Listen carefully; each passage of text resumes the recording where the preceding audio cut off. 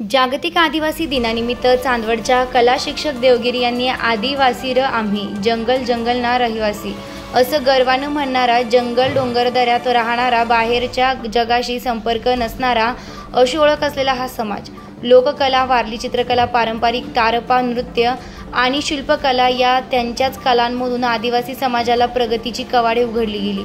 जल जंगल जमीनचा रक्षण करता हा समाज निसर्गातील प्रत्येक वस्तूला आपले दैवत मानतो आणि निसर्गावर भरभरून प्रेम करतो। मूल निवासी असणारा व डोंगरदऱ्यात वास्तव्य करणाऱ्या या समाजाच्या काही घटकांपर्यंत शिक्षणाची गंगा अजूनही पोहोचली नाही। निसर्गाचे पूजक असलेल्या तमाम आदिवासी बंधू भगिनी या रंगीत खडू माध्यमातील फलक रेखाटनातून जागतिक आदिवासी दिनाच्या आदिम शुभेच्छा दिल्या आहेत।